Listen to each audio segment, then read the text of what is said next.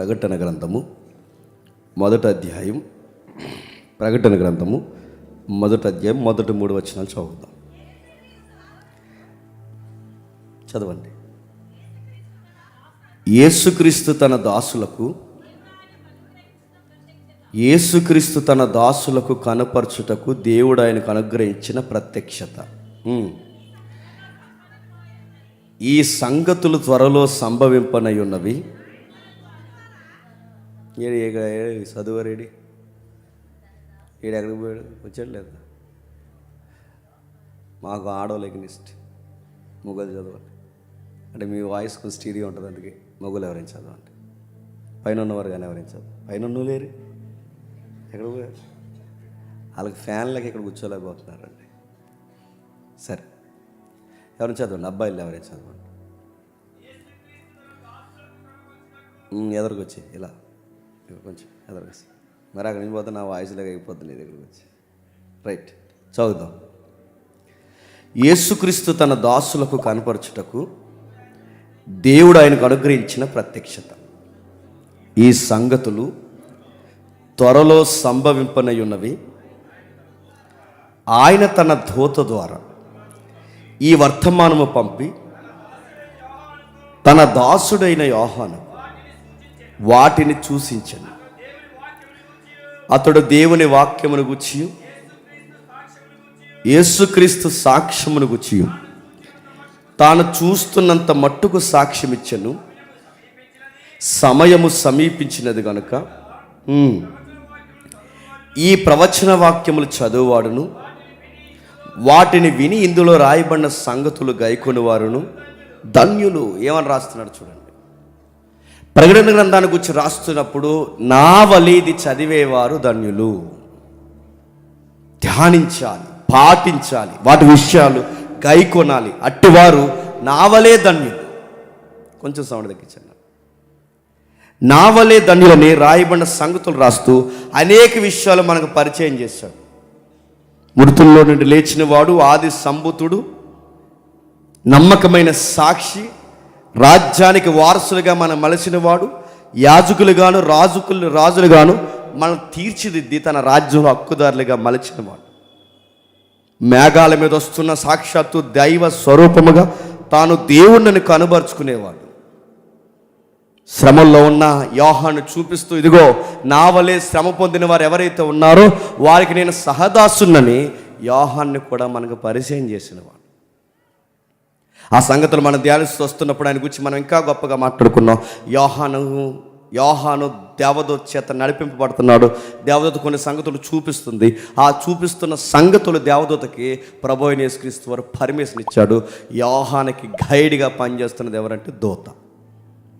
యోహానికి గైడ్గా దూత పనిచేస్తుంది. ప్రభువైన యేసుక్రీస్తు వారు స్వరము అంటే బూరధరం అంటే స్వరంతో వెనక నుండి మాట్లాడుతున్నది ఎవరు అని ఎనిదిరిగి చూసినప్పుడు ప్రభు అయిన యేసుక్రీస్తు వారు ఆయనకు ప్రత్యక్షమయ్యాడు.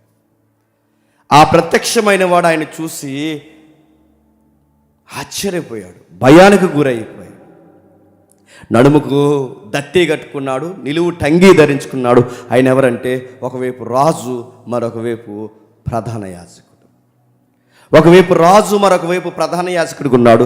ప్రకాశమైన వెలుగుతున్నాడు, తెల్లని జుట్టేసుకున్నాడు, 2 అంచుల ఖడ్గం కలిగిన వాడిగా ఉన్నాడు. అలాంటి తేజోమయుడైన సూర్యుని వలె ప్రకాశిస్తున్న ఆయన యోహానికి ఎప్పుడైతే కనబడ్డాడో భయపడి చచ్చిన వాని వలె పడిపోయాడు. అప్పుడు యోహాను అన్నాడు, నేను మొదటి వాడిని, కడపడి వాడిని, జీవించేవాడిని, మృతుడైతే కానీ ఇదిగో యుగయుగాలు సజీవుడై ఉన్నాను. మరణం యొక్క తాళపు చెవులు నా దగ్గర ఉన్నాయి. యోహాన్ని పరిచయం చేస్తూ, యోహాను ద్వారా మనకి పరిచయం అవుతూ, తన గంభీరత్వాన్ని చూపిస్తూ యేసుక్రీస్తు వారు కనుపరుచుకుంటున్న విధి విధానాలు మనం చూస్తూనే వచ్చాం.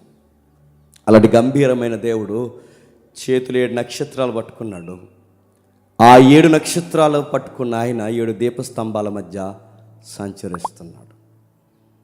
ఆ 7 నక్షత్రాలు ఎవరో మనం చూసాం. 7 నక్షత్రాలు 7 సంఘాలకి రిప్రజెంట్గా ఉన్న పురుషులు, లేదా బోధకులు, లేదా కాపర్లు, లేదా పెద్దలు.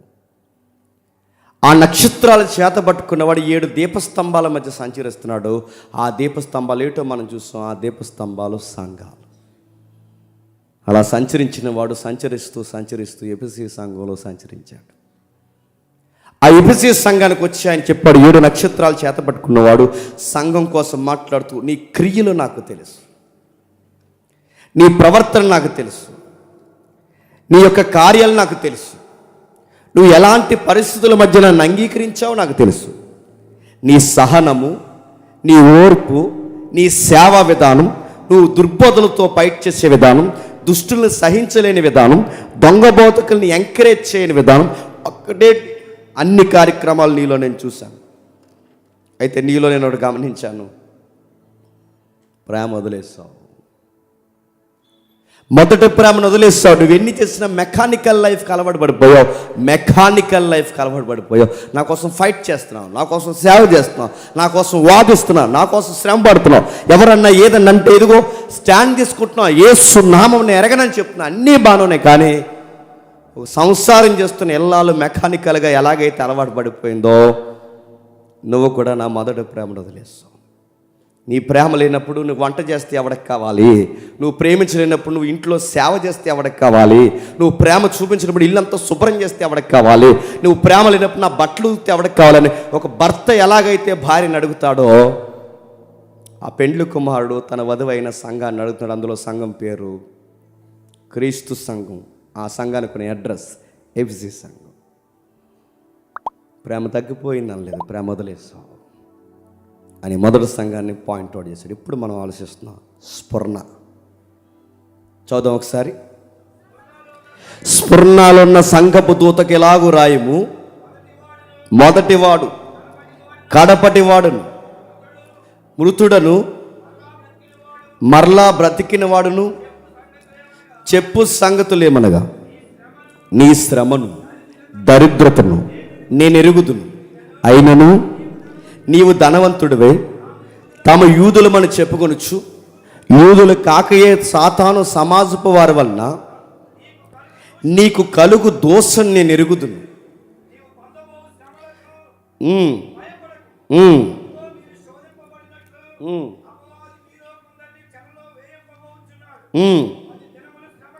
పది దినములు శ్రమ కలుగును, మరణము వరకు నమ్మకం ఉండుము, నేను నీకు జీవ కిరీటం ఇచ్చేదను. సంఘములతో ఆత్మ చెబుచున్న మాట చెవుగలవాడు వినుగాక. జయించువాడు రెండవ మరణము వలన ఏ హానియు చెందడు. ఆగుదాం. రాయబడుతున్న సంగతులు తెలుగు అక్షరాలు తెలుసు కనుక చదువుకున్నాం. తిరగేసి ప్రశ్నించుకుంటే మనకేమైనా అర్థమైందంటే యథార్థంగా ఒప్పుకుందాం, మనకేమో అర్థం అవుతుంది.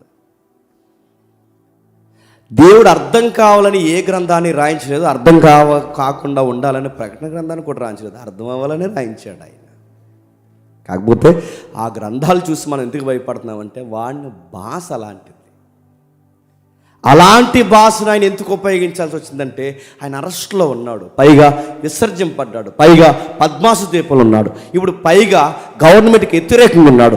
ఆ లెటర్ చదువుతున్న వారు ఎవరైతే ఉన్నారో వాళ్ళకు అర్థమయ్యే భౌగోళిక పరిస్థితుల్లో కొన్ని విషయాలు స్పష్టంగా పోలిక కొన్ని సంగతులు రాశాడు. అందులో స్ఫురణ అనే పేరుకి అర్థం ఏంటంటే, చూపిస్తాం ఒకసారి, తమ్ముడు కనిపిస్తుందా? స్ఫురణ అనే పేరుకి అయిమే చూపించా, జాగ్రఫికల్ ఇమిడి. స్ఫురణ అనగానే బోలము అని అర్థం. ఇంకా మీకు అర్థం కావాలంటే బోలం అనగానే ఒక చెట్టు నుండి లేదా ఒక బెరడు ఒక చెట్టు నుండి తీస్తే, అలానే ఉంచు, ఒక చెట్టు నుండి తీస్తే ఒక విచిత్రమైన పదార్థం. స్ఫురణ అనే పదానికి అర్థం అంటే ఒక చెట్టు నుంచి ఒక మెటీరియల్ తీస్తారు, మనకు అప్పుడప్పుడు జిగురు వస్తారు చూసారా, ఆ టైప్ ఆఫ్ మెటీరియల్ ఆ ఏరియాలో ఆ చెట్ల నుంచి తీస్తారు. ఆ చెట్ల నుంచి తీసిన మెటీరియల్ని బోలంగా తయారు చేస్తారు. బోలాన్ని దేనికి వాడతారంటే శవాలు కుళ్ళిపోకుండా వాడతారు. ఆ ఏరియా ఆ మెటీరియల్కి ఫేమస్ అది, అందుకే దాని పేరు స్ఫురణ. స్ఫురణ అంటే బోలము లేదా చేదైన బోలము అని. ఇంకా మీకు అర్థం కావాలంటే అది చేదైన బోలం కనుక ఆ పదార్థం ఎక్కువ దొరుకుతుంది కనుక ప్రజెంట్ దాని పేరు ఇస్లాం ఆ ప్రాంతాన్ని జయించిన తర్వాత మహమ్మద్ ప్రవక్త వచ్చిన తర్వాత ఆ మహమ్మద్ ప్రవక్త ఆ ఏరియాని గెలుచుకున్న తర్వాత ఊరి పేర్లు మార్చేశారు. ప్రజెంట్ స్ఫురణ పేరు ఇజ్మేర్ అంటారు దాన్ని. ఇజ్మేర్ మిర్ అంటే బోలము, అందుకే దాని పేరు ఇజ్మేర్ అంటారు దాన్ని. పదార్థం మార్చేస్తారు అంటే పేరు మార్చారు. ఇప్పుడు ఎలాగైతే ఈ గవర్నమెంట్ వచ్చిన తర్వాత జిల్లా పేర్లు ఎలాగైతే మార్చేస్తున్నారో ఆ గవర్నమెంట్ వచ్చిన తర్వాత రాష్ట్రాల పేర్లు కూడా మార్చడానికి ఎలాగైతే తెలంగాణలో జరిగాయో అలాగే ఆ రోజు ఇస్లాం కంట్రీ పరిపాలన వచ్చిన తర్వాత ఇజ్మీర్ పేరుగా మార్చారు. నిజానికి దాని పాత పేరు స్మరణ. ఆ ఏరియాలో ఏమున్నాయి ఇంకంటే ఆడోళ్ళ ఆభరణాలు ఎక్కువ దొరుకుతాయి. ఆడోళ్ళు పెట్టుకుంటారు ఆభరణాలు మెడలకి, చేతులకి, ఈ నుదుటికి, ఇవన్నీ ఈ ఫ్యాషన్స్ ఎక్కువ. అక్కడ మంచి మెటీరియల్ దొరుకుతుంది, మంచి ఆభరణాలు దొరుకుతాయి, బంగారు వస్తువులు బాగా అమ్ముతారు. అందుకే ఆసియా ఖండానికి లేదా మిడిల్ ఆసియాకి, మధ్య ఆసియాకి అందమైన కిరీటం అంటది. ఎబిసిపట్నం ఆసియాకి రాజధాని ఉంటే, ఈ ఎబిసిపట్నం ఆసియా ప్రాంతానికి రాజధాని ఉంటే, ఈ ఆసియాకి ఈ స్మరణ అనే పట్టణం ఎలా ఉందంటే ఒక మనిషికి కిరీటం పెడితే అంత అందంగా ఉంటుందో సిటీ కూడా అంత అందంగా ఉండేదంట. ఒక ఆడపిల్లకి ముక్కు పుడక పెడితే ఆ ముక్కు పుడక ఆ ఆడపిల్లకి చక్కటి ముఖ కలిగిన ఆ ఆడపిల్లకి ముక్కు పుడక పెడితే ఎంత తన ముఖానికి అందం వస్తుందో ఆసియా ఖండానికి అందం తెచ్చే సిటీ ఏదైనా ఉంది అంటే ఇజ్మీర్.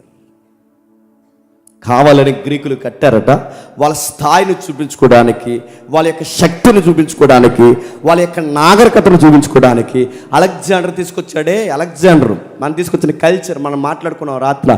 ఆ అలెగ్జాండర్ తీసుకొచ్చిన కల్చర్ ఏదైతే ఉందో ఆ ఇజం ఏదైతే ఉందో ఆ ఇజంలో కట్టబడిన పట్టణాలు ఈ పట్టణం ఒకటి.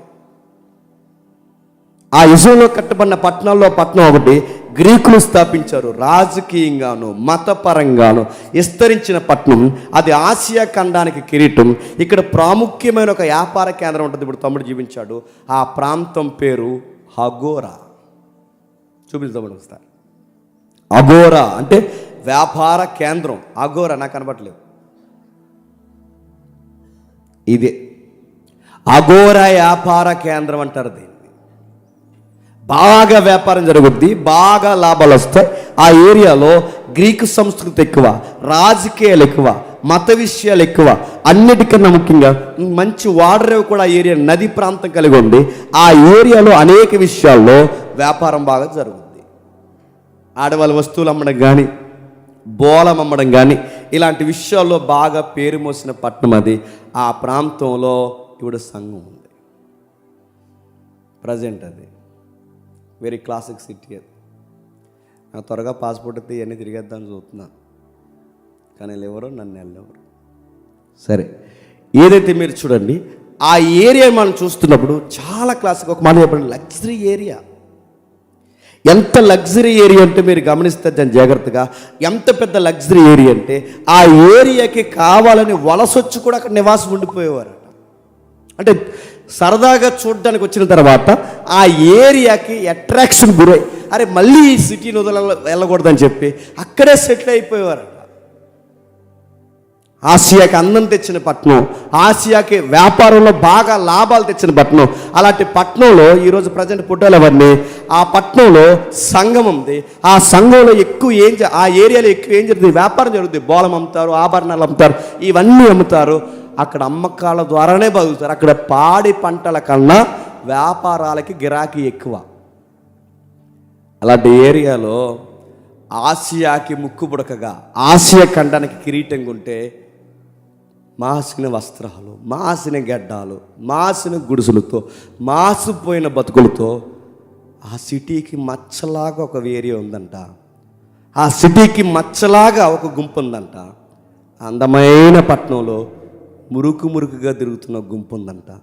ఆ గుంపు పేరు సంఘం. అక్కడ ఉన్న వాళ్ళందరూ డబ్బున్న వాళ్ళు, కానీ ఈ సంఘంలో ఉన్న వాళ్ళందరూ కడు పేదరికంలో ఉన్నవారు. స్వచ్ఛమైన సంఘాలు ఎక్కడ ఉంటాయి చెప్పిన? పేదరికంలోనూ ఉంటాయి.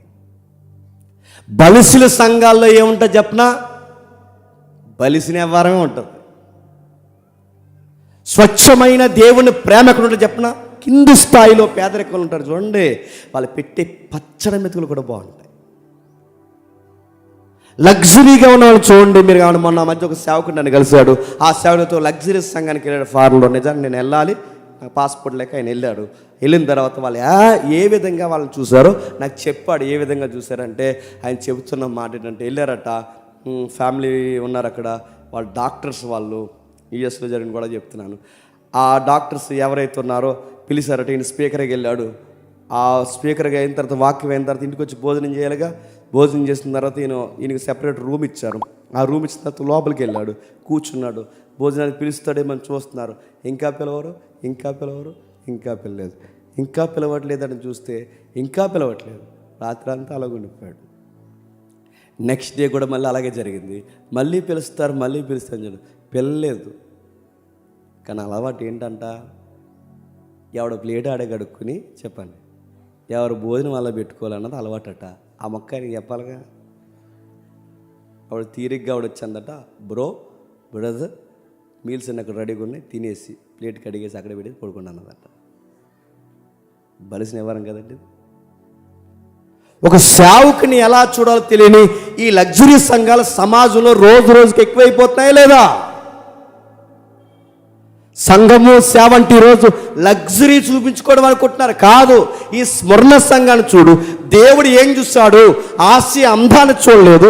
దేవుడు ఏం చూస్తాడు? ఆ ముక్కుబుడికి అందాన్ని చూడలేదు. దేవుడు ఏం చూస్తాడు? ఆ కిరీటంలో ఉన్న ఆ సిటీ అందాన్ని చూడలేదు.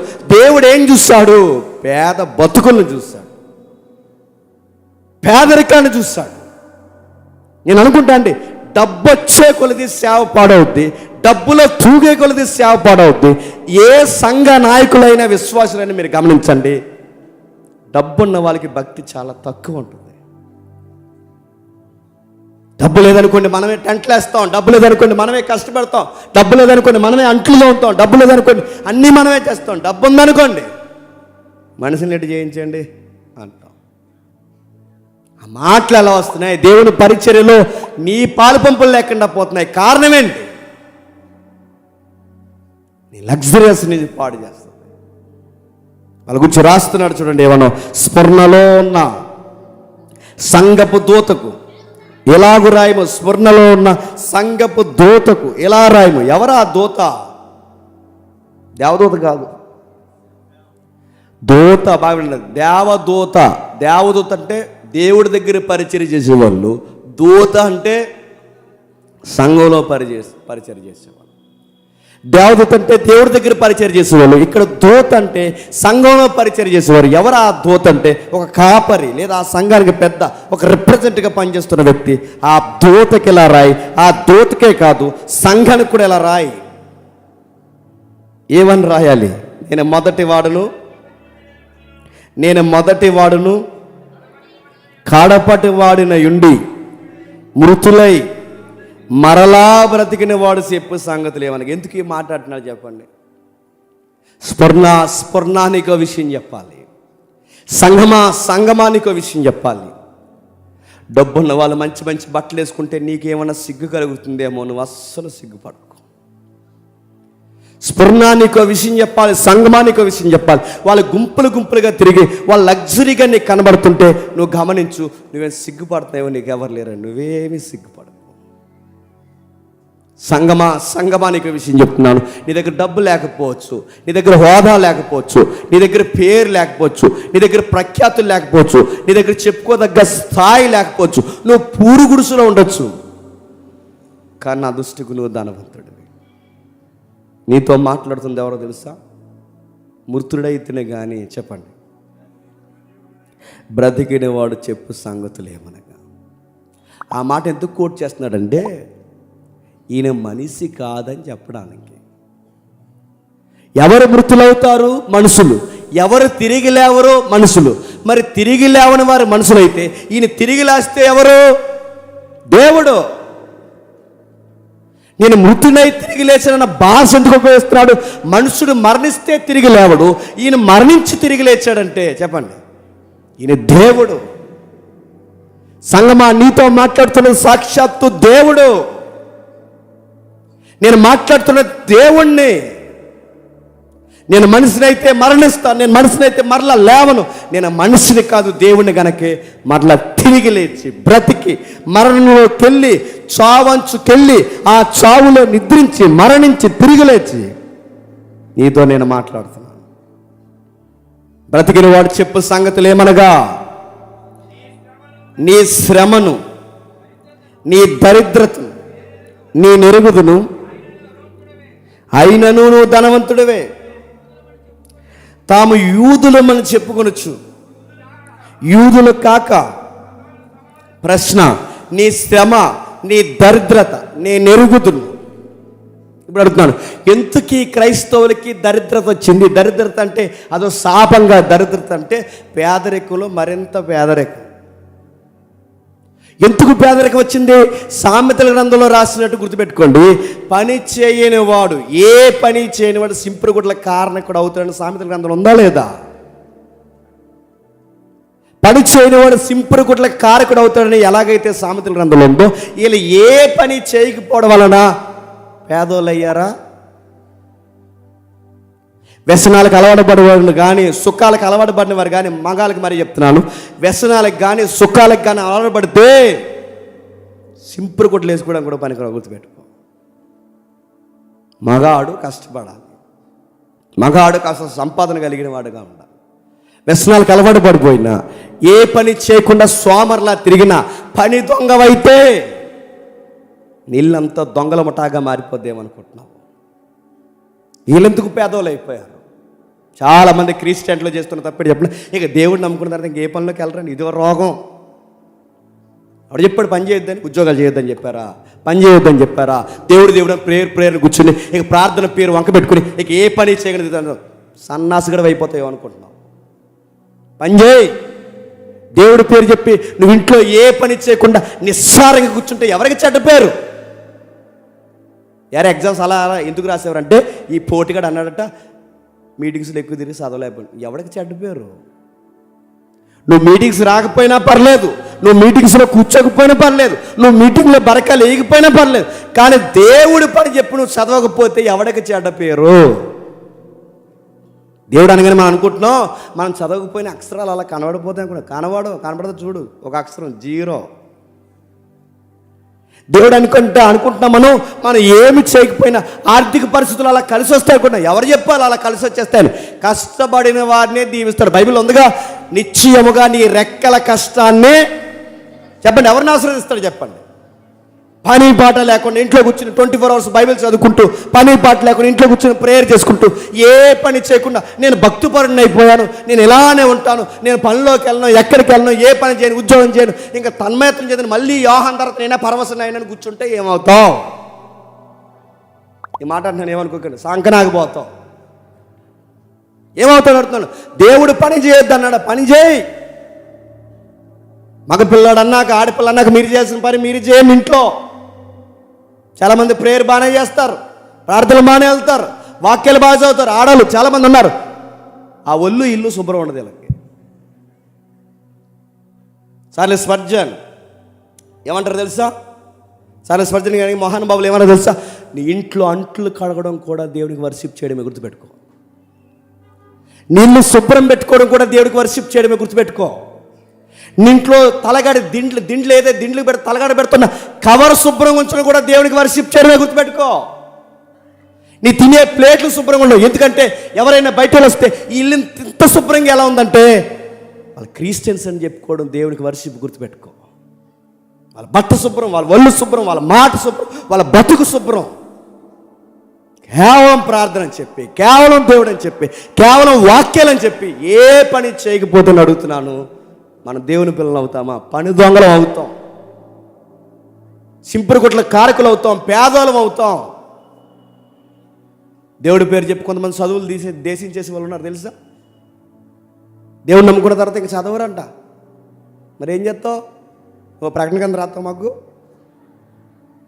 నేను దేవుడు నమ్ముకునే ఇంక నేను చదవనంటే, దేవుడు నమ్ముకుంటే చదవద్దని ఉందా? బైబిల్లో IAS IPSల స్థాయి దానియేలు లాంటి వారు ఉన్నారు, నీకు కనబడుతుందా? దానియేలు ఇంటర్వ్యూలో ఎలా సెలెక్ట్ అయ్యాడో, దానియేలు ఇంటర్వ్యూ పెడితే ఎలా సెలెక్ట్ అయ్యాడు దానియేలు చెప్పండి.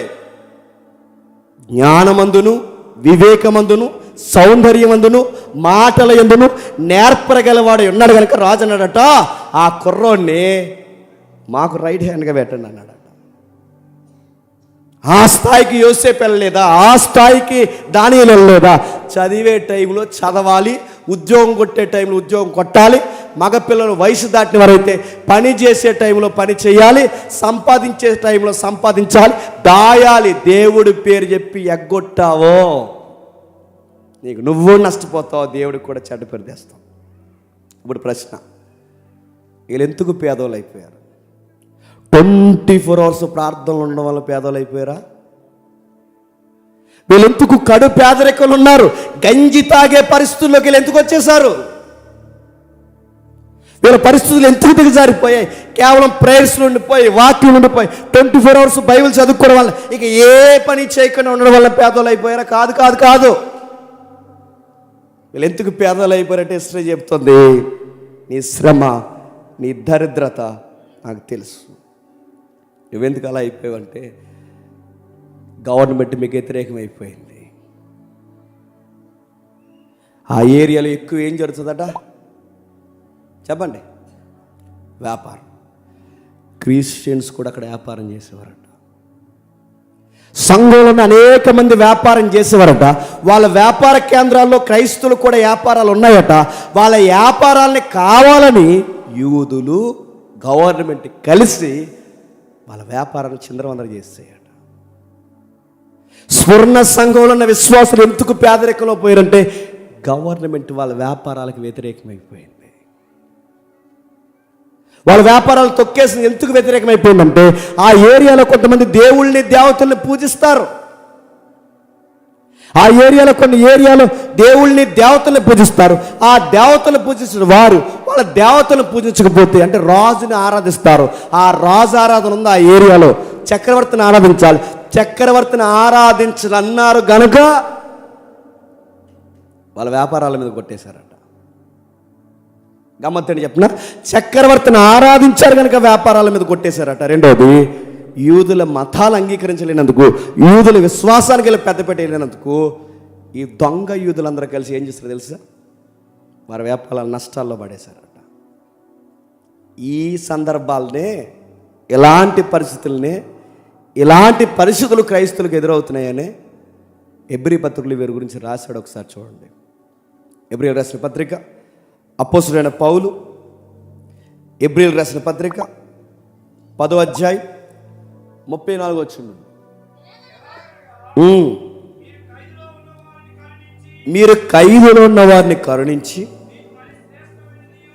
మరీ శ్రేష్టమైనది స్వాస్యం ఉన్నదని ఎరిగి, బ్రదర్ కొంచెం సౌండ్ ఏమైనా కొంచెం పెడతారు నాకు వచ్చి,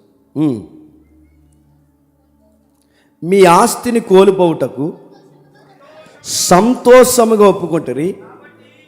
32వ వచనంలో, అయితే మీరు వెలిగింపబడిన మీదట శ్రమలతో కూడిన గొప్ప పోరాటములు సహించిన పూర్వ దినముల జ్ఞాపకం తెచ్చుకుని, ఒక విధముగా చూస్తే మీరు నిందలు, బాధలు అనుభవించడం చూసిని 10 మందిలో ఆరట పడితే, 10 మందిలో ఆరట పడితే వారు దుకాణాలు చూస్తుండగా తన్నేశారంట. వారి వ్యాపారాలు చూస్తుండగా ఎత్తి పడేశారట. 10 మందిలో అందరూ చూస్తుండగా వారి వ్యాపారాలను తొలగొట్టేశారట. వాళ్ళ 10 మంది చూస్తుండగా వాళ్ళ మీద ఉమ్మేసే మాటలు మాట్లాడారట.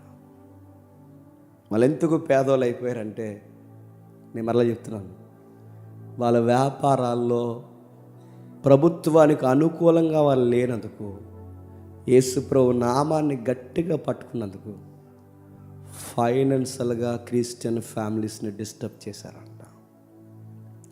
నేను నేరుగా నిన్ను అడుగుతున్నాను, నేను ఇదే స్మరణ లాంటి పరిస్థితి నీ ఎంప్లాయ్ లైఫ్లో కానీ, నీ వ్యాపార వ్యవస్థలో కానీ, నీ ల్యాండ్ విషయంలో కానీ నీకు ఎదురైతే నీ ప్రభు కొరకు నువ్వు స్టాండ్ తీసుకోగలవా? మిమ్మల్ని అడుగుతున్నా.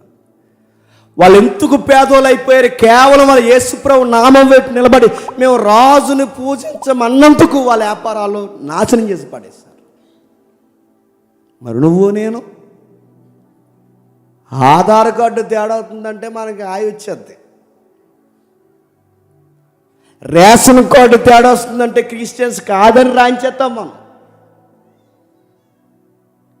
మ్యారేజ్ సర్టిఫికేట్ ఏదైతే ఉందో, మీకు మ్యారేజ్ సర్టిఫికేట్ ఉంటే కానీ కొన్ని పనులు అవ్వో, గవర్నమెంట్ నుంచి వచ్చే రాయితీలు మీకు కొన్ని రావంటే ఆ మ్యారేజ్ సర్టిఫికేట్ మీకు కావాలంటే క్రిస్టియన్స్ అని రాస్తే రాదు. చెప్పండి, మీరు ఫలానా రాయిస్తేనే మీకు వస్తుందని చెప్పి ఒక రూలు పెడితే రాయితీల కొరకు మేము క్రిస్టియన్స్ కాదని చెప్పుకునే వాళ్ళు ఉన్నారు. వ్యాపారం పోతుందంటే భయం, ఉద్యోగానికి ఏదైనా గండి పడుతుందంటే భయం, ఏదైనా పరువు పోతుందంటే భయం. అప్పుడప్పుడు మేము ఎలా ఉంటుంది చెప్పిన పైపచ్చి మనం ఏమంటామంటే బయటకే చెప్పుకోలేటండి మన క్రిస్టియన్స్ అని. చెప్పండి, గుండెల్లో ఉంటే సరిపోదండి అని. అదే మాట మీ ఆవిడంటే, ఎందుకంటే మా అమ్మ ఇంటి దగ్గర నేను తీసుకెళ్తారు, మీరు నాకు గుండెల్లో ఉన్నారు, మీరు మీ ఇంటికి వెళ్ళిపోండి, అప్పుడప్పుడు గుండెల్లో చూసుకుని ఏమంటారు చెప్పు. నీతో కాపురం చేయడానికి రాకుండా ఇదిగో నేను మీ గుండెల్లో ఉన్నాను వెళ్ళండి అంటే ఏమంటావు? ఇంకెక్కడుంటే ఎప్పుడు రాకంటావు. గుండెల్లో ఉన్నది బయట ఉండాలి, గుండెల్లో ఉన్నది ప్రేమ జంపించాలి. నీకు అర్థమైతే దేవుడు గుండెల్లో ఉంటే బయట చెప్పు. ఆయన ఏమన్నా తెలుసా, నేడో రేపే నేను వస్తే వేవేల పరిశుద్ధ పరివారంతో నేను నిలబడితే ఆ రోజు వీళ్ళ నా వాళ్ళని ఎవరు నెప్పుకుంటాను తెలుసా? ఎవరైతే వ్యాపారాల్లో వాళ్ళ వ్యాపారాలు నా పేరు చెప్పినందు నష్టపోతున్నా, నన్ను ఎరగనని ఎవరైతే ఉన్నారో వాడిని మనుషులు ఎదుటను దోతలు ఎదుట ఒప్పుకుంటా. ఎవడైతే వాడి వ్యాపారం నష్టపోతుందని నేను ఎరగనన్నట్టున్నాడో ఆ రోజు దోతలు ఎదుట మనుషులు ఎదుట వాడెవడో చెప్పండి, నాకు కూడా తెలియనట్టే నేనుంటా. చాలామంది చూస్తుంటే కొన్ని బాధాకరమైన విషయాలు ఏంటి చెప్పిన, వీళ్ళంత మారిని కులంపించిపోదలకి. మీటింగ్స్కి వెళ్ళినప్పుడు అడుగుతారు, జేమ్స్ గారు మనోలేనా అని. ఎవరినో ఒకప్పుడు అడిగారట, ఏమింట్లు అని. అప్పుడు ఆవిడ అందు పెంకిటిల్లే అని. ఇదో జబ్బు. అందుకే ఈ భయాలకు గురైన కొంతమంది ఏమంటారంటే మేము కన్వర్టెడ్ క్రిస్టియన్స్ అంటారు. కన్వర్టెడ్ అంటే మేము దిగు స్థాయి నుంచి వచ్చినాం కాదు, చెప్పండి మేము కన్వర్ట్ అయ్యాం. ఈ జబ్బులే పోవాలి. మళ్ళీ చెప్తున్నాను, మేము ఫలానా మా వ్యాపారం, మా పేరు, మా ఉద్యోగం ఇవన్నీ పోవాలి. మన వాక్యానికి ప్రభావితం చేయబడిన వాళ్ళు నేను అతిశయంతో చెప్తున్నాను దేవుని బట్టి. మీ మధ్య ఎంఆర్ వాళ్ళు ఉన్నారు, డిప్యూటీ ఎంఆర్ వాళ్ళు ఉన్నారు, డాక్టర్లు ఉన్నారు, ఇంజనీర్స్ ఉన్నారు. మీకు ఎవరు తెలియదు, అందరూ సాదాసీత కూర్చున్నారు అనుకుంటున్నారు మీరు. ఈ పరిసర ప్రాంతాల్లో అనేక మంది గవర్నమెంట్ అధికారులు ఉన్నారు. వాళ్ళు సాదాసీతగా అక్కడ నిలబడి భోజనాలు చేస్తుంటే మాకే అనిపించింది ఎంత తగ్గింపు అంటే. అడుగుతున్నాను, ఎప్పుడు వస్తుంది అది చెప్పండి. యేసు నామాన్ని గట్టిగా పట్టుకుని నిలబడాలనుకున్నప్పుడు గుర్తుపెట్టు, నీ స్థాయి నీకు కనబడదు, నీ పేరు నీకు కనబడదు. అందుకే స్మరణ సంఘం ఎందుకు దరిద్రత మోస్తుంది రాస్తున్నాడు చూడండి. నువ్వు నిందల పాలైపోయావు, బాధలు అనుభవించావు, 10 మందిలో నిన్ను అల్లరి చేసి పడేశారు, నిన్ను గెంటేశారు. మరొక విధంగా చూస్తే వాటిని అనుభవించిన వారితో నీకు సంబంధం లేకపోయినా నువ్వు వెళ్ళి చేతులు పెట్టినందుకు నువ్వు పాలువాడు కావాల్సి వచ్చింది. క్రైస్తవులుగా నీకు ఏదైనా నష్టం కలుగుతుంటే నిజానికి నీ ఫ్యామిలీకి ఇంకా ఏమీ జరగలేదు, వాళ్ళకి ఏదో జరుగుతుందని వాళ్ళ పక్షాన స్టాండింగ్ నువ్వు తీసుకున్నందుకు ఆ ఎఫెక్ట్ ఎవరి మీద పడింది చెప్పండి? నా మీద కూడా పడింది. వాళ్ళ పక్షాన్ని నేను వాయిస్ ఇచ్చినందుకు నా మీద కూడా పడింది. వాళ్ళ పక్షాన మాట్లాడినందుకు నా మీద కూడా పడింది. అలా నువ్వు పాలువాడు అయ్యావు. వాళ్ళ జైలుకి వెళ్తే వాళ్ళ జైలు దగ్గర నువ్వు పోయాలనగా మీరు ఖైదీలో ఉన్న వారిని కరుణించి నీకు మరీ శ్రేష్టమైనది స్థిరమైనదైన స్వాస్థ్యం ఉన్నదని ఎరిగి మీ ఆస్తిని మీ వ్యాపారాల్ని మీ సహోదరుల కొరకు మీ క్రీస్తు కొరకు కోల్పోవడానికి సంతోషంగా ఒప్పుకున్నారు. కానీ నేను చెప్తున్నాను, ఈ లోకం దృష్టిలో మీరు పేదోళ్ళేమో, కానీ నా దృష్టిలో మీరే ధనవంతులు. ఈ లోకం దృష్టిలో బాగా డబ్బున్న వారి పేర్లు తెరల మీద తిరుగుతున్నాయేమో. నన్ను నమ్ముకున్న తర్వాత నీకు పేదరికం వచ్చింది, నన్ను నమ్ముకున్న తర్వాత నీ వ్యాపారం పోయింది, నన్ను నమ్ముకున్న తర్వాత ఉద్యోగం పోయిందని నమ్ముకున్న తర్వాత నీ జీవితం ఆరాటపడే బతుకైపోయింది. నన్ను నమ్ముకున్న తర్వాత నీకు సుఖాల కన్నా నన్ను నమ్ముకున్న తర్వాత నీకు చెప్పండి బాధలు ఎక్కువైపోయాయి. అయినా నీ మైండ్లో ఒక విషయం ఉందన్న సంగతి నాకు తెలుసు. హృదయాలిరిగా నేను ప్రతి విషయాన్ని చూస్తున్నాను. నువ్వెందుకు అలా ఉన్నావంటే శ్రేష్టమైన స్థిరమైన స్వాస్థ్యం ఇక్కడ కాదు, చెప్పండి అక్కడుందని ఒక గోల్ పెట్టుకొని బతుకుతున్నాను. ఆయన పేరు నేను మర్చిపోయాను. క్రిస్టియన్, ఒక రియల్ క్రిస్టియన్ ఎలా బతుకుతాడంటే, త్వరగా ముగిస్తాను. మనం ఇల్లు కట్టుకుంటాం, మంచి మంచి భవంతులు కట్టుకుంటాం, కార్లు కొనుక్కుంటాం. కానీ వ్యక్తి దృష్టి ఎక్కడ ఉంటుందంటే ఆ పరలోకపు స్వాస్థ్యం అది ఉంటుంది. అతని మాటలు ఇలా ఉంటాయంట. ఇల్లు కట్టుకుంటున్న ఆయన ఇంటి గోడల మీద చెయ్యేసి ఇలా ఏడుస్తూ అన్నాడట, మై లార్డ్, నా హై బాల్స్ ఏవైతున్నావో, నా నేత్రాలు ఏవైతున్నావో, ఈ 2 నేత్రాల మీద నా ఇంటి గోడలను బట్టి చెప్తున్నా, ఇది నాకు శాశ్వతమైన నివాసము. ప్రస్తుతానికి కొంతకాలం ఉండడానికి నేను కట్టుకుంటున్నాను, కానీ నా ఎటర్నిటీ లైఫ్ అక్కడ ఉందని నా హై బాల్స్, నా 2 కను నేత్రాల మీద నిత్యత్వ ముద్రలు నా కనుగుడ్ల మీద ముద్రించవా అని అడిగాడు. నేను కారును చూస్తున్నా, నా ప్రయాణం అక్కడికని అర్థం అవ్వాలి. నేను ఇల్లు కట్టుకున్నా, నా నివాసం అక్కడ ఉందని నాకు అర్థం అవ్వాలి. నేను ఏ వస్తువు వాడినా నా లైఫ్ ఇక్కడ శాశ్వతమైనది కాదని నాకు అర్థం కావాలి. వాళ్ళు అదే గోల్ పెట్టుకుని బతుకుతున్నారట. ఖైదీలు ఉన్న వారి దగ్గరికి మీరు వెళ్తున్నారు, కరుణిస్తున్నారు. ఖైదీలు ఉన్న వారి దగ్గరికి మీరు వెళ్తున్నారు, కరుణిస్తున్నారు. ఇప్పుడు చెప్పండి, పౌలు గారిని అరెస్ట్ చేశారు, పౌలు గారిని కొట్టారు, పౌలు గారిని నిందలేస్తారు. అలాంటి టైంలో పౌలు గారి మావాడంటే వాడిని ఏం చేస్తారు? వాడిని కొడతారు. ఎరస్తుని అలాగే కొట్టారు, తీతుని అలాగే కొట్టారు. వాళ్ళకి ఎందుకు కొన్ని రోగాలు ఎందుకు చెప్పిన పౌలు గారికి సపోర్ట్గా నిలబడినందుకే వాళ్ళు కొట్టినందుకు రోగాలు పాలైపోయారు. ఎవరినో రోడ్డు మీద కొడతారు, ఆ రోడ్డు మీద కొడుతున్న వాడి దగ్గరికి వెళ్ళి వాడు మావాడండి అని ఆ గుంపులోకి వెళ్ళి నువ్వు నిలబడితే నిన్ను కొడతారు. మన సహోదరులు యేసుప్రభువుని నమ్ముకున్నందుకు వాళ్ళు కొడుతున్నారట, యేసుప్రభువుని నమ్ముకున్నందుకు వాళ్ళు తిడుతున్నారట, యేసుప్రభువుని నమ్ముకున్నందుకు వాళ్ళ వ్యాపారాలు నాశనం చేశారంట అని నీకు తెలిసినప్పుడు స్ఫురణలో ఉన్న సంఘ విశ్వాసులందరూ వెళ్ళి ఏం బాధపడకండి, మీకు చెప్పండి మేమున్నాం అని వెళ్ళారట. అటు వాళ్ళు నష్టపోయారు, వాళ్ళ పక్షాన స్టాండింగ్ తీసుకున్నందుకు చెప్పండి వీళ్ళు నష్టపోయారు. నీ కళ్ళ ముందు తోటి విశ్వాసులుగా నేను ప్రశ్న అడుగుతున్నాను, నీకు వ్యాధిగ్రస్తులు సంఘంలో ఉన్నా నీ కళ్ళకు కనబట్టలేదేమో. వాళ్ళ హాస్పిటల్లో నెలలు మగ్గిపోతున్న కనీసం ₹1 తీసి జేబీలోంచి నీకు ఇవ్వాలనిపించట్లేదంటే అసలు నువ్వెవడవే? నువ్వు అసలు క్రిస్టియన్వేనా? ఏదో తెలుసో తెలియకో ఏదో తెలియని విషయాలు, పూర్తి విషయాలు ఏంటో మనకు తెలియదు. కొంతమంది లేనిపోని చట్టాల్లో ఇరికింపబడి ఖైదీలు అయిపోయారు. అది నీకు వినబడింది. ఎప్పుడన్నా వాళ్ళని చూడడానికి నువ్వు వెళ్ళావా? హాస్పిటల్కి మంచాన్ని పట్టిన వారు ఉన్నారు, చట్టాల్లో ఇరుక్కుపోయిన వారు ఉన్నారు, పేదరికంలో నలిగిపోయిన వారు ఉన్నారు, నిన్నటి అన్నాన్ని ఈరోజు పాసన్నం పరవన్నంలా తినేవారు ఉన్నారు. ఇవన్నీ నీకు కనబడుతున్నాయి.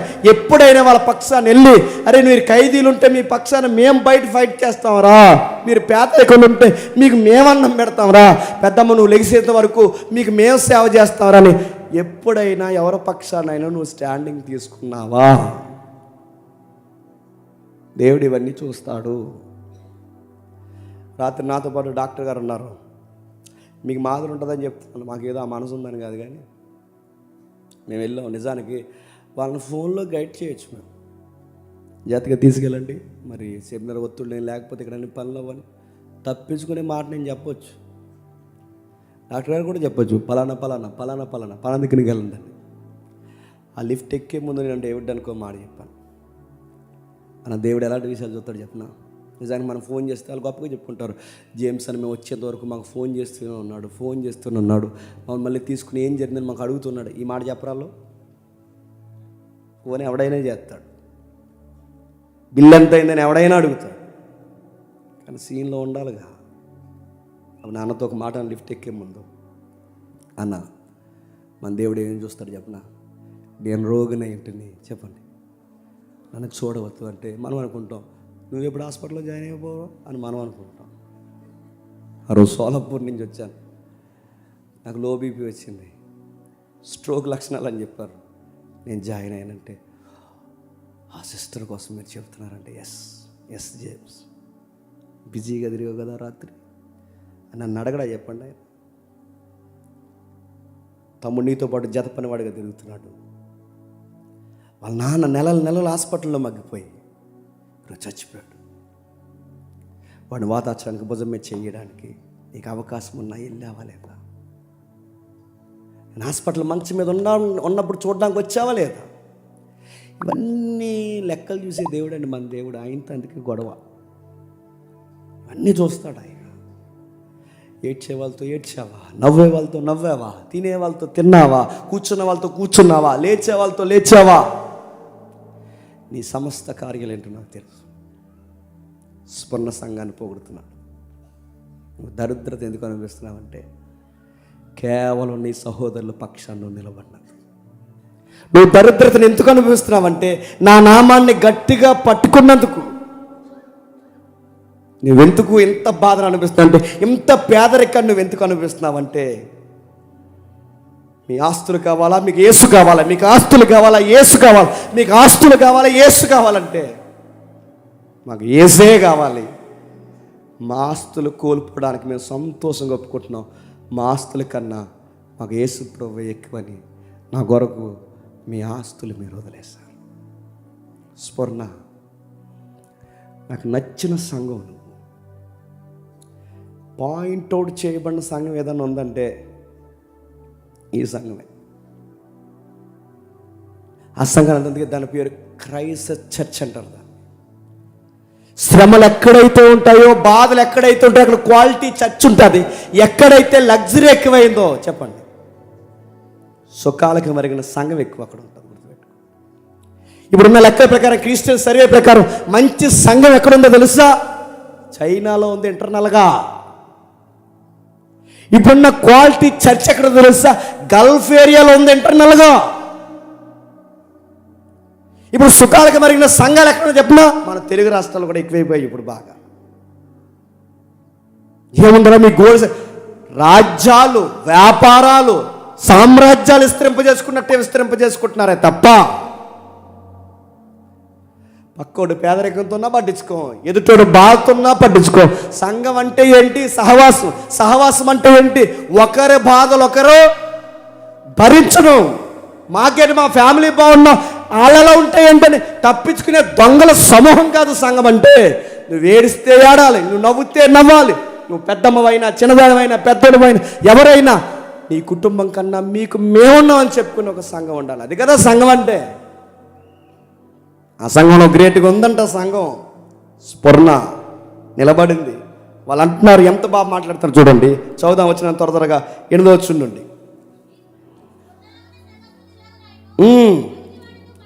మొదటి వాడిని కడపటి వాడిని మృతుడై మరలా బ్రతికి తిని చెప్పు సంగతులు ఏమనగా, నీ శ్రమ, నీ దరిద్రతను నేను ఎరుగుదును, అయినను నువ్వు ధనవంతుడివే. నీ శ్రమ, నీ దరిద్రతను ఎరుగుదును, అయినను నువ్వు ధనవంతుడివే. అయినను నువ్వు ధనవంతుడివే. నీ ఆస్తులు కోల్పోయినను నువ్వు ధనవంతుడివే. ఇవే లక్షణాలు ఎవరు క్లైమ్ చేసుకున్నారో తెలుసా? అపోస్తలుడైన పౌలు గారు క్లైమ్ చేసుకున్నాడు. ఎక్కడ? కొరింథీయులకు రాసిన 2వ పత్రిక. అపోస్తలుడైన పౌలు త్వరగా కొరింథీయులకు రాసిన 2వ పత్రిక 6వ అధ్యాయం 7 నుంచి.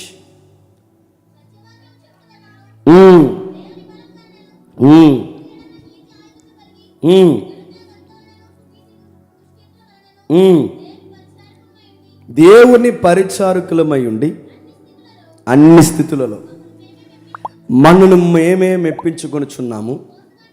మేము బయటికి మోసగాండ్రైనట్టు కనబడుచున్నాము కానీ సత్యవంతులు.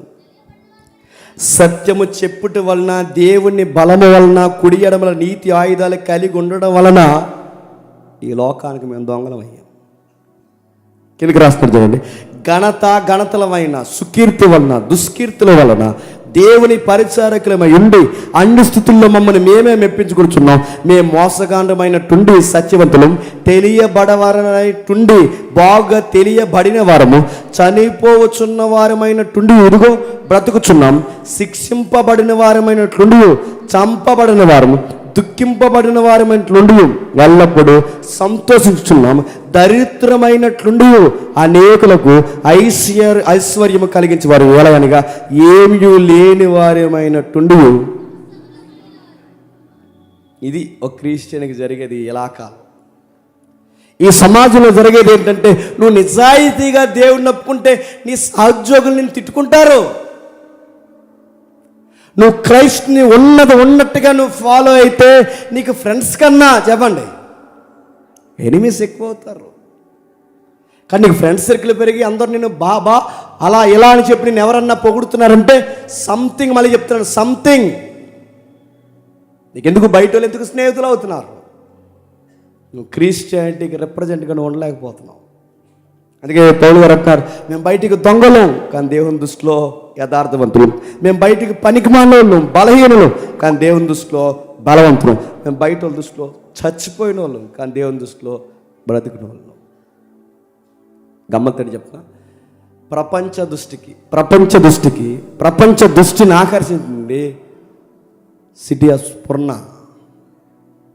ప్రపంచ దృష్టికి అందమైన సిటీ స్వర్ణ సిటీ అయితే, దేవుని దృష్టికి అందమైన గుంపేంటి చెప్పండి, పేదరికమైన సంఘం. ప్రపంచాన్ని ఆకర్షించింది ఆ సిటీ అయితే, దేవుణ్ణి ఆకర్షించింది అదే సిటీలో ఉన్న సంఘం ఆకర్షించింది. ఎలా ఆకర్షించింది? పేదరికంలో ఆకర్షించింది, బాధల్లో ఆకర్షించింది, దేవుని కోసం ఉన్నతమైన నిర్ణయాలు తీసుకోవాలని ఆకర్షించింది. పేదరికంగా ఉండి నీతి కొరకు ఆకలి దప్పులతో ఉంటానన్నది తప్ప, ఆకలి కోసం చెప్పండి నీతిని తప్పనండి. చాలామంది అంటారు కొంచెం కఠినంగా ఉంటాయండి, మరి వ్యాపారం చేయకపోతే మేము నష్టపోతాం. కొన్ని వ్యాపారాలు ఉంటాయి, ఏంటి ఆ వ్యాపారం అని అడగండి. ఈ బిజినెస్ మేము చేయొచ్చా చేయకూడదని అడుగుతారు. మేము సీరియస్గా వాకింగ్ ఉంది కాబట్టి చెప్తాం, మీరు అలా చేయడం మంచిది కాదు అంటే, మరి ఇలా చేయకపోతే మేము ఎలా బతుకుతామండి అంటే, వాళ్ళకి అర్థం కావాల్సిన మాట ఏంటంటే, ఆకలి కోసం నీతి తప్పుతావా, నీతి కోసం ఆకలితో ఉంటావా? ఎవరు ధన్యులు అన్నారు చెప్పండి? ఒక వ్యాపారం చేస్తే వాళ్ళు చెప్తున్నా, ఒక వ్యాపారం చేస్తే 100 లాగేస్తున్నావేమో జాగ్రత్త. మళ్ళీ చెప్తున్నాను నీకు, రాత్రికి రాత్రి ఎదిగిపోదామని ఏదైనా దొంగ వ్యాపారాల్లో చెయ్యట్టావేమో జాగ్రత్త. లాభాల కోసం అబద్ధాలు నేర్చావేమో జాగ్రత్త. పేరు ప్రఖ్యాతుల వరకు ఏదో ఒక సెంటిమెంట్ వాడుతున్నావేమో జాగ్రత్త. ఎవరితోన్నా ఉన్నతమైన వ్యక్తులతో పరిచయాలు పెంచుకుని వాళ్ళ ద్వారా ఏమైనా ఎదుగుదామని ప్లాన్ చేస్తున్నావేమో జాగ్రత్త. యథార్థంగా జీవిస్తే నీ వ్యాపారం గంటిపోతుంది, నీ ఉద్యోగం గంటిపోతుంది, నీ సంసారం కూడా ఉండొచ్చు చెప్పండి, ఊడిపోవచ్చు. అయినను చెప్పండి, నీకేమీ లేకపోయినా, లాభం లేకపోయినా, నష్టం కలిగిన నీ వ్యాపారం అమ్మడానికి నువ్వు నిలబడినా, కష్టపడ్డానికి నువ్వు నిలబడినా, నీకు అన్నం దొరకకుండా చేసినా, నువ్వు లోకం దృష్టికి పేదోడువేమో కానీ చెప్పండి, నా దృష్టికి సంగమా నువ్వు ధనవంతుడు అని చెబుతూ 9వ వచనం లేదా అంటున్నాడు చూడండి. తామే యూదులమని చెప్పుకొనొచ్చు, యూదులు కాక సాతాను సమాజపు వారు నీకు కలిగిన దోషణ నేను ఎరుగుదును, నువ్వు పొందబోవు శ్రమలకు భయపడకము, ఇదిగో మీరు శోధింపబడినట్లు అపవాది మిమ్మల్ని చెరలో, ఇందాక ఎవరిపదే చదువు, మిమ్మల్ని అరెస్ట్ చేయడానికి ఆల్రెడీ ప్లానింగ్స్ జరిగిపోతున్నాయి. నిన్నటి వరకు మిమ్మల్ని వ్యాపారాల మీద కొట్టారు, నిన్నటి వరకు మీ వస్తువుల మీద కొట్టారు. ఇప్పుడు నెక్స్ట్ ప్లాన్ ఏం చేస్తుందంటే గవర్నమెంట్ మిమ్మల్ని అరెస్ట్ చేయడానికి ప్లాన్ చేస్తుంది. సంగమా జాగ్రత్తగా ఉంటూ. ఈ బాధలు ఎన్ని రోజులు ఉంటాయంటే జస్ట్ 10 days అన్నాడు.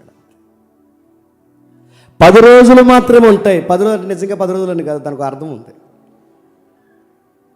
గట్టిగుండు, నీ వ్యాపారం కొట్టినా గట్టిగుండు, నీకు ఇబ్బంది కలిగినా నువ్వు గట్టిగా నిలబడు, నీకేం జరిగినా గట్టిగా నిలబడు.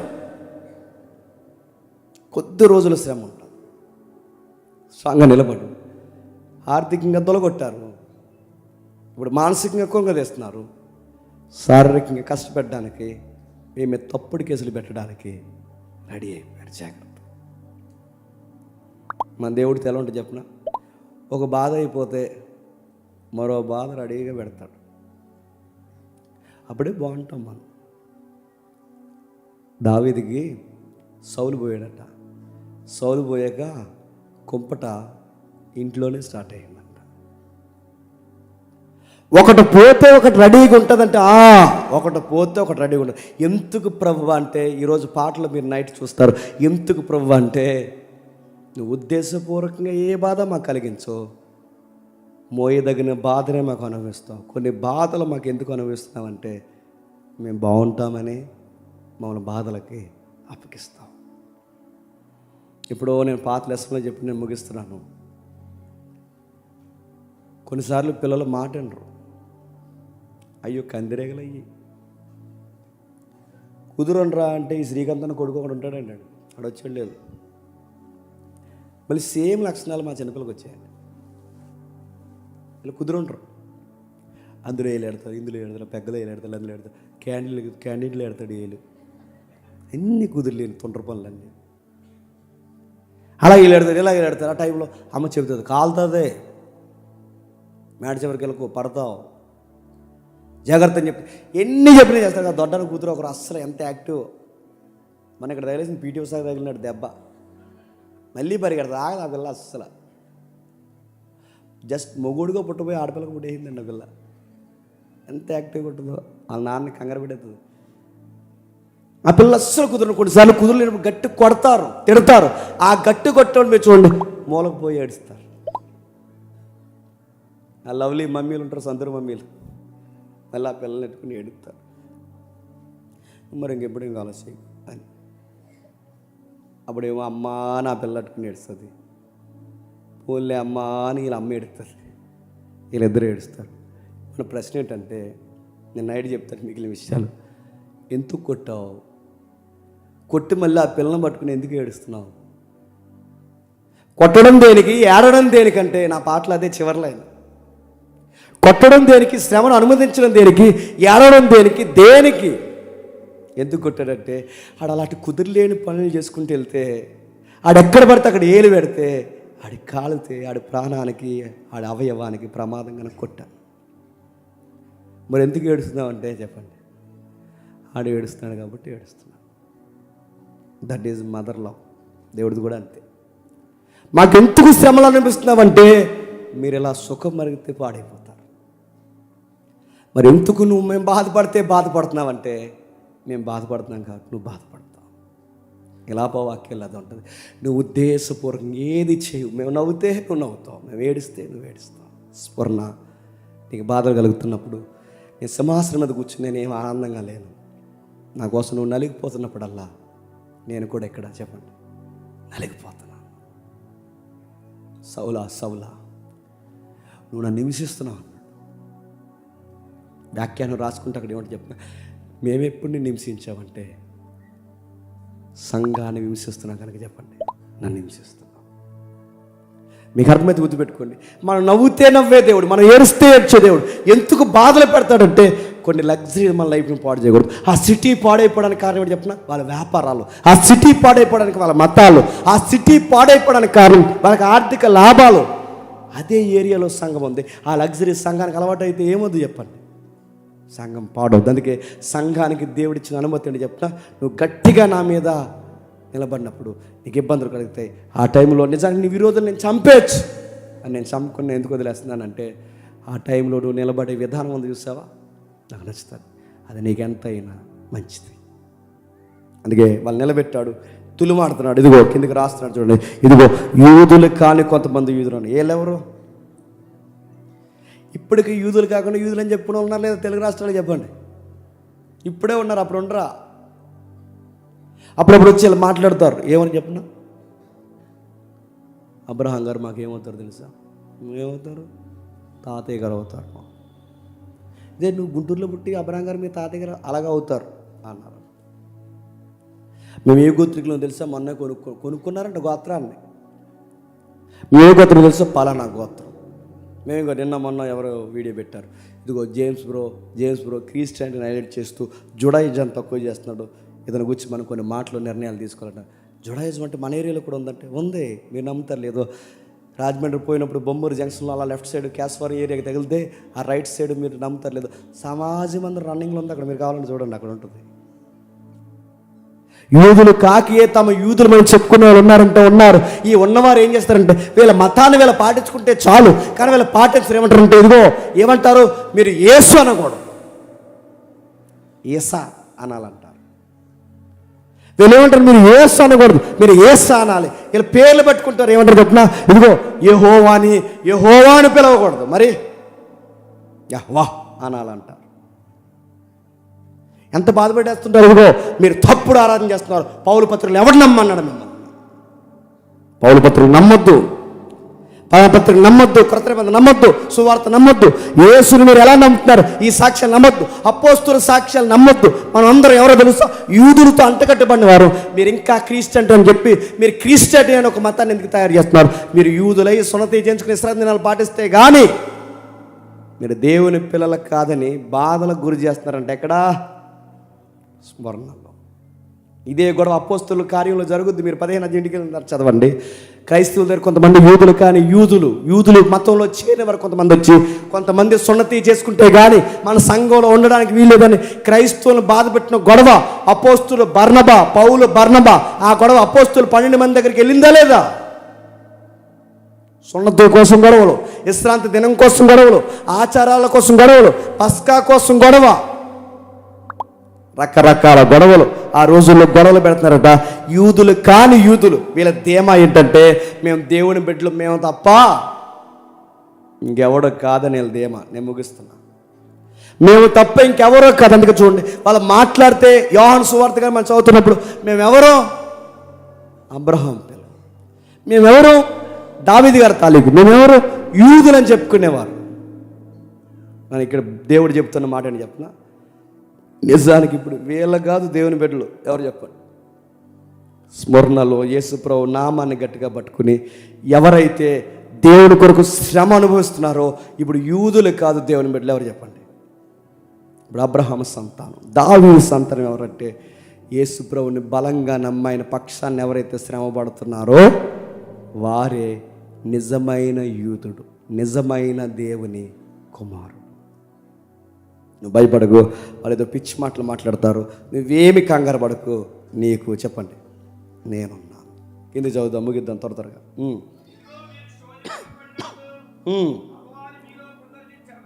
ఇదిగో మీరు శోధింపబడినట్లు అపవాది మీలో కొందరు చెరలో వేయబోచున్నాడు.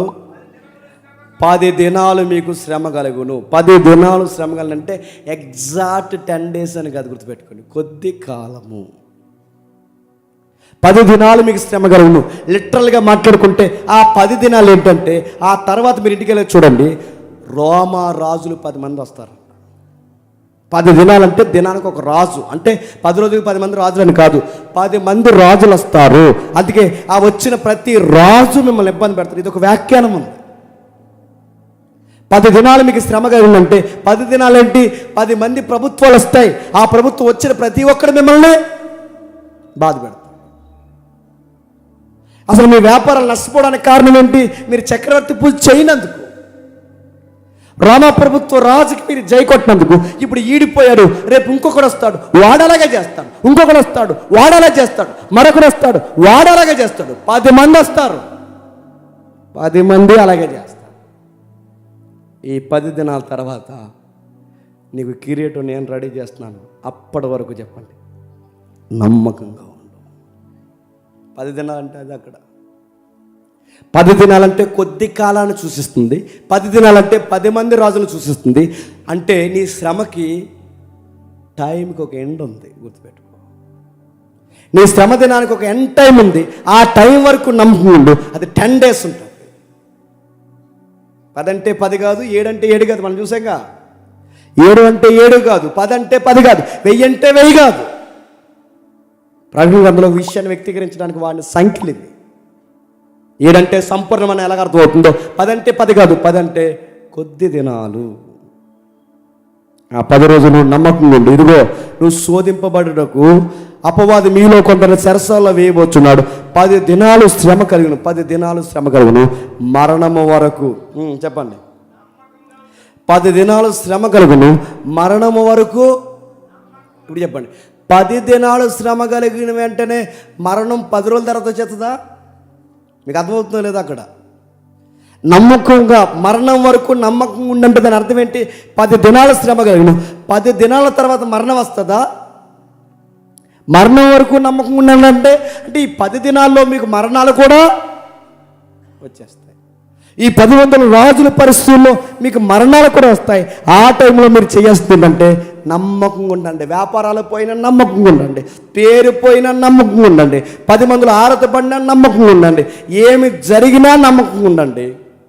అలా నమ్మకంగా ఉన్నవాడికి నేను జీవ కిరీటం ఇస్తా అన్నాడు. ఏంటట? ముగించుకుందాం. జీవ కిరీటం ఇస్తా అంటే బాగుంది కదండి. కిరీటం పేరు ఏంటంట? అడుగుతాను. జీవ కిరీటం అంటే కొంతమంది తెలియకపోతే ఏమంటారంటే తెలియదని ఒప్పుకోరు.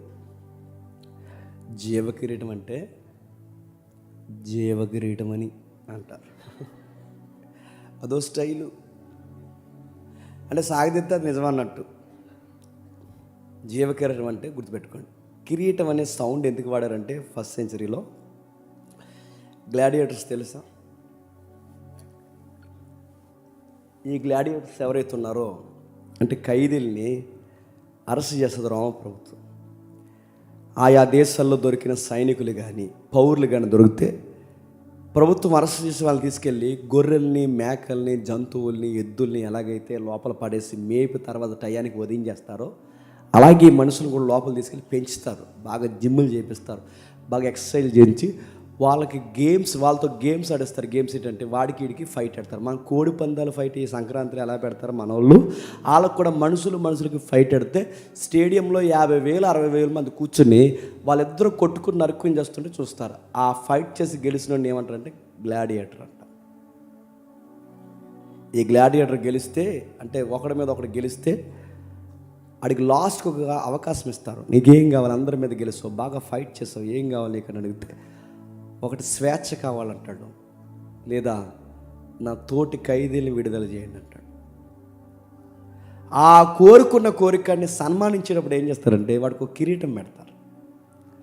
ఆ కిరీటాన్ని దేంతో తయారు చేస్తారంటే అది వాళ్ళే అదే ఫైట్. ఆ కిరీటాన్ని దేంతో తయారు చేస్తారంటే ఆలివ్ ఆకులతో తయారు చేస్తారు. దేంతో? ఆకులు. ఏ ఆకులు? ఆలివ్ ఆకులు. అందుకే చూడండి, మీరు గ్రీకు రాజులు కానీ రోమన్స్ కానీ వీళ్ళ రాజుల కిరీటాలు మీరు ఎప్పుడైనా చూసారు? ఆకులు ఉంటాయి. ఎప్పుడైనా చూసారు ఇలా ఆకులు? ఏమైనా ఇమేజ్ అవుద్దా తమ్ముడు? ఆకులు ఇమేజ్ అవుద్దా? ఆలివ్ ఆకులు పెడతారు. ఇలా ఆలివ్ ఆకులు పెట్టి ఇలా పెడతారు. ఆకుల కిరీటం ఎన్ని రోజులు ఉంటుందండి? ఉదయం పెడితే చెప్పండి సాయంత్రానికి దానిలో జీవం పోతుంది. నిన్న మొన్న మీరు చూసారు లేదా? ఒలింపిక్ గేమ్స్కి వెళ్ళి మన వాళ్ళు స్వర్ణాలు ఒలింపిక్ సిల్వర్ తెస్తే వాళ్ళు ఇండియాకి వచ్చిన తర్వాత కంప్లైంట్ లేదు తెలుసా? ఆయా రాష్ట్రాల్లో ఆయా దేశాల్లో ఉన్న ఈ క్రీడాకారులు ఇచ్చిన కంప్లైంట్ ఏంటంటే ఒలింపిక్ గేమ్స్లో వచ్చిన ఆ పథకాలకు రంగుపోతుందంట. ఇటు వాటికే గోల్డ్ కలర్ పోతుందంట, సిల్వర్ కలర్ పోతుందంట. ఇది గోల్డా కాదని డౌట్ చేస్తూ కావాలంటే మీరు యూట్యూబ్లో కూడా చూడండి, వాళ్ళ స్టేట్మెంట్లు ఉన్నాయి. అక్కడ ఇచ్చిన పథకాల కలర్ పోతుందంట. ఈ రోజు చూస్తున్న పథకాల కలరే పోతుంటే ఆ రోజుల్లో కిరీటాలు ఏం పెట్టేవారు? ఆలివ్ కిరీటం పెట్టేవారట. ఆ ఆలివ్ కిరీటం పెడితే సాయంత్రానికి ఎంత పెద్ద కిరీటమైనా. కానీ దేవుడు ఏమన్నాడంటే జయించే వాళ్ళకి గ్లాడియేటర్గా సమాజంలో నిలబడి నా పక్షాన్ని నిలబడి పోరాట యోధులుగా నిలబడితే వాడబారని కిరీటం. అందుకే పదం వాడాడు పేతురులో కానీ వాడబారని. వాడబారని అంటే ఏంటి? ఇది ఆకులతో పెట్టే కిరీటం కాదు, ఇది జీవం లేని కిరీటం కాదు, ఇది జీవమున్న కిరీటం. నేను పెట్టు కిరీటం ఎప్పటికీ ఆరిపోదు, వాడబారదు, జీవం కోల్పోదు. అందుకే నేను ఆకుల కిరీటం ఏమన్నా చెప్పండి, జీవ కిరీటం ఇస్తాను. ఎవరికి ఇస్తా ప్రభు అంటే నీ వ్యాపారాలు పోయినా నమ్మకంగా ఉంటాను అంటానన్నవాడికి ఇస్తాను. ఎవరికి ఇస్తాను? నా పేరు పోయినా నేను నమ్ముకున్న తర్వాత, నా ఉద్యోగం కంటిపడుతున్నా నేను నమ్మకంగా ఉంటానని ఎవడైతే అంటాడో, ఇక్కడ పరువు పోగొట్టుకుని ఎవడైతే నిలబడతాడో వాడికి చెప్పండి జీవ కిరీటం పెడతాడు. ఈ ఒలింపిక్స్ పథకాల కన్నా గొప్పది. ఎప్పటికీ ఓడబారిన కిరీటం పెడతాను సంఘములతో. చెప్పండి. ఆత్మ చెబుతున్న మాట్లాడు. నా సంఘానికి చెప్తున్నాడు, మన సంఘానికి చెప్తున్నాడు, ఆ రోజున మిగిలిన 6 సంఘాలకి చెప్తున్నాడు, సార్వత్రిక సంఘానికి చెప్తున్నాడు. సంఘములతో ఏ సంగతులు? స్మరణకు చెప్పిన సంగతులు నీకు, నాకు, మనందరికి కూడా చెప్పండి చెబుతున్నాడు. నమ్మకంగా ఉండు, నమ్మకంగా ఉండు అంటున్నాడు. కిందకి మాట్లాడుకుందాం. జయించువాడు రెండవ మరణం వలన ఏ హానియు చెందడు. ఏమంటాడు చూడండి. జయించువాడు రెండో మరణం వల్ల ఏ హాని చెందడు. మన తర్వాత మాట్లాడుకుందాం. రెండో మరణం అంటే పాతాళం. ఈ మరణానికి భయపడకుండా నువ్వు నిలబడితే నీ మీదకి ఆ మరణాన్ని రాకుండా ఆపుతాను. నువ్వు ఈ కిరీటాల వైపు చూడకుండా ఉంటే నేను నీతి కిరీటం, జీవ కిరీటం నీకు ఇస్తాను. నువ్వు ఈ వ్యాపారాలు కూడా చూడకుండా ఉంటే, ఈ లాభాలు, స్వాస్థ్యాలు నువ్వు కోల్పోతే నీ స్వాస్థ్యాన్ని నేను చెప్పండి అక్కడ సిద్ధపరుస్తాను. నీలో తప్పులు పడ్డానికి నా దగ్గర చెప్పండి ఏ ప్రశ్నలు లేవని పొగడబడిన సంఘం ఏంటి చెప్పనా? స్మరణ సంఘం. నీ సిటీలో లగ్జరీ లైఫ్ ఉంది, నీ సిటీలో సుఖపడే తత్వం ఉంది, కానీ నువ్వు అందరిలా బతకలేదు. అంత అందమైన సిటీలో మురుకు వాడల్లో బతుకున్నట్టు బతుకావు. అంత అందమైన సిటీలో అందరిలాగా నువ్వు కట్టుకోవాలనుకోలేదు, అందరిలాగా ఆభరణాలు పెట్టుకోవాలనుకోలేదు, అందరిలాగా నువ్వు మంచి మంచి భోజనాలు తినాలనుకోలేదు. అంత లగ్జరీ సిటీలో నా కోసం నువ్వు బాధను అనుభవించు. సమాజానికి ఈ పట్టణం అందం, కానీ నా దృష్టికి నువ్వే అందం. ఎందుకంటే నీ పేదరికం నాకు తెలుసు. ఒక వ్యాఖ్యానకర్త రాసిన మాటలు నేను చదువుతున్నాను.